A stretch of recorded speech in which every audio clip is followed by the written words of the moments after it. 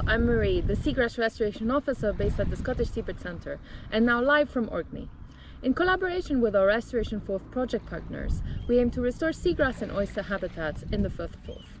My role includes supporting our seagrass surveys and seed collection efforts, as well as monitoring the effectiveness of our planting trials.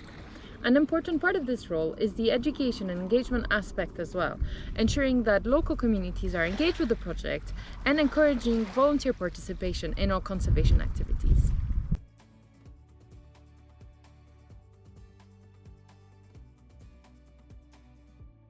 There is an impressive number of organizations involved in the project.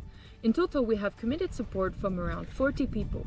Our partner organizations include Heriot-Watt University, Project Seagrass, Marine Conservation Scotland, as well as 6 community engagement hubs: the Scottish Seabird Centre, Royal Botanic Garden Edinburgh, Heart of New Haven, Edinburgh Shoreline, the Ecology Centre in Fife, and Fife Coast and Countryside Trust. The project is coordinated by WWF UK, and we are also growing a network of community-based volunteers to help us with our various activities. We want to inspire people to continue to lead restoration activities from their communities in the future.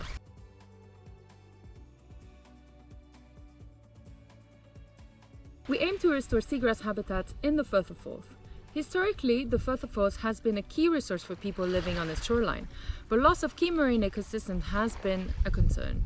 To combat seagrass decline, we will be collecting seeds from healthy meadows and replanting them to scarcer areas. By doing so, we hope to introduce an important ecosystem engineer species and increase local biodiversity.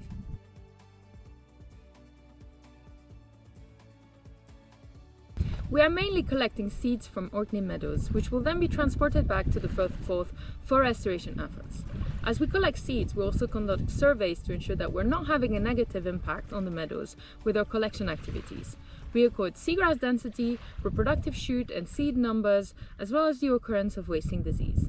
While it's not within the scope of Project Restoration Forth, Project Seagrass are also conducting additional studies, including seagrass mapping, nutrient analysis in leaves, as well as genetic studies and biodiversity surveys. The seeds are transported in tubs by car from Orkney back to our seed processing unit in Fife, based at the Ecology Centre. They're simply kept moist and cool during the transport process, and we follow all appropriate biosecurity protocols.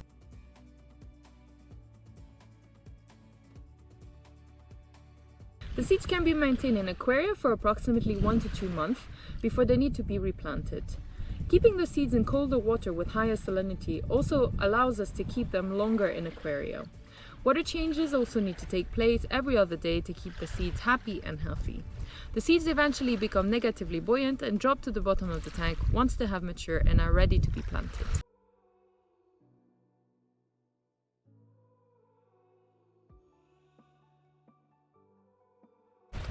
We will be measuring germination rates in the first year following planting by counting seedlings. Seedling survival will be monitored in the following years. We aim to involve community members to help us with this crucial step.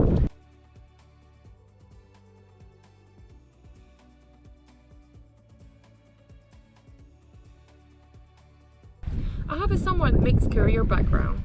Following my master's degree, I worked as an environmental educator at marine NGOs for several years before returning to research to pursue a PhD in ecosystem restoration.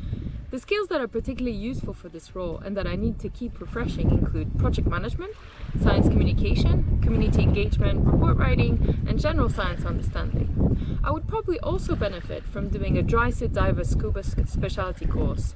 While I am a dive master and I have extensive experience in underwater research, a cold water course would be particularly useful in locations like Orkney.